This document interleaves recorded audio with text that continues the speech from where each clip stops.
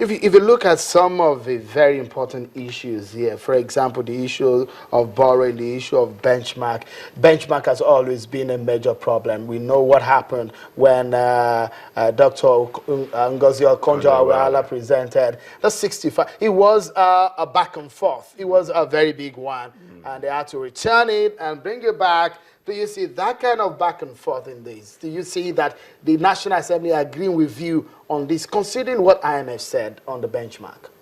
We will sit down with the National Assembly, we'll engage them. There are many members of the National Assembly who are very experienced in terms of the budget. They're very experienced in terms of all these issues. They understand the issues.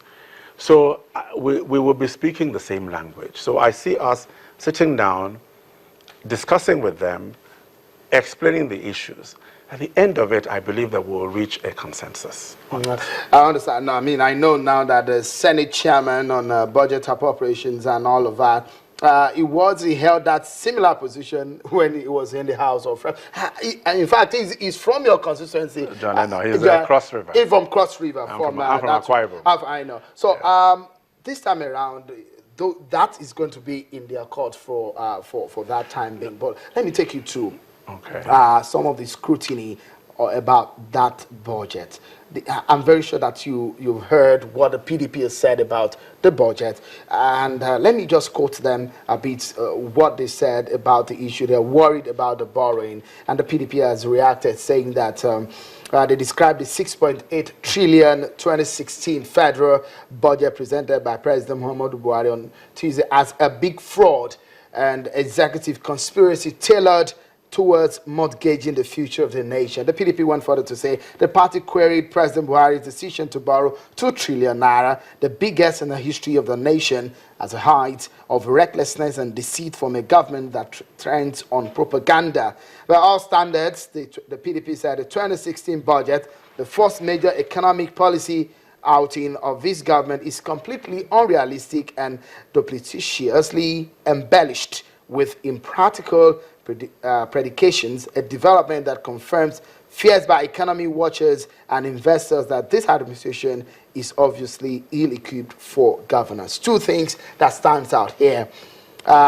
Says that the budget is a budget of fraud, tailored to mortgage the future of the nation, and that the borrowing is the biggest in the history of the nation. Do you agree with that? First of all, let me say that the budget is not 6.8, it's 6 trillion. 6.07. So 7. It's not 6.8. So that's one. Naturally, anytime a government comes out with an initiative, there will be reactions from various quarters.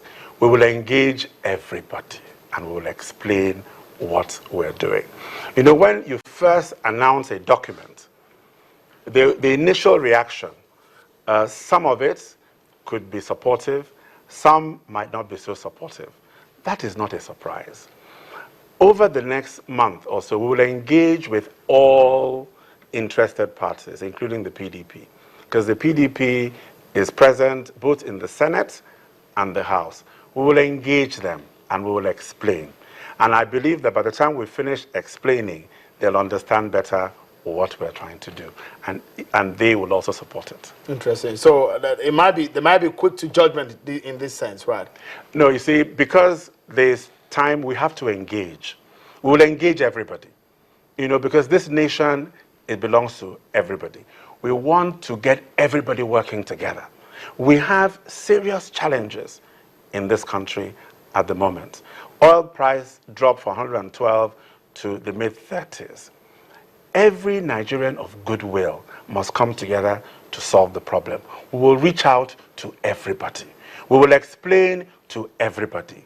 We will address the concerns of everybody. We will listen to whatever concerns any people have, and we will engage them and address their concerns. I'm confident that by the time we finish addressing the concerns of all the various constituencies that make up Nigeria, we will get a consensus behind this budget. I'm confident about that. All right, interesting.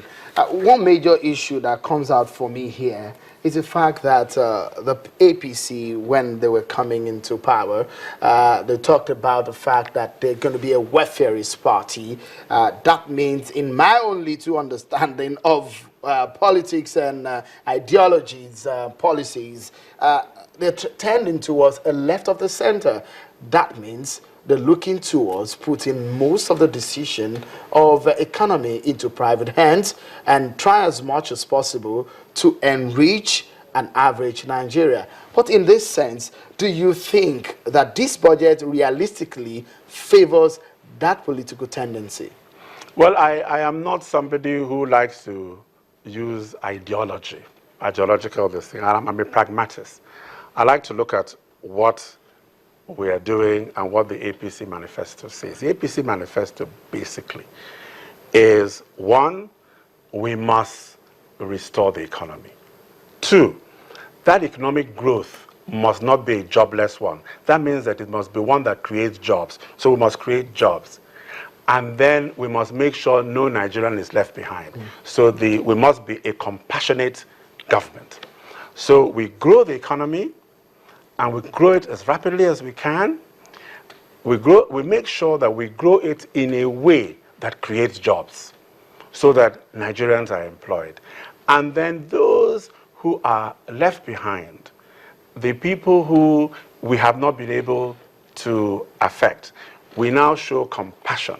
That is why we have the various social intervention funds, for market women, for artisans, the school children feeding program, the conditional cash transfers. So that at the end of the day, we make sure that it's an inclusive growth. Every Nigerian feels the impact of the growth. Feeling the impact. Well, it's a very crucial moment in the nation's history where making money is going to be a tough one for Nigeria in 2016, because we're looking at an unusual way of making money. Oil has been our mainstay, but then we want to look into making money from other sources. Well, just how realistic is it to feed school children daily? How realistic it is for the APC to provide the kind of jobs that they plan to provide, and how realistic is it to empower those small and medium-scale businesses, just like the president said? And that's the reason why the Minister of Budget and National Planning, Senator Udoma Udo Udoma, has been talking to us. We're going on a short break, and when we return, it will tell me just how they plan to achieve all of this, realistically, of course. Join us again.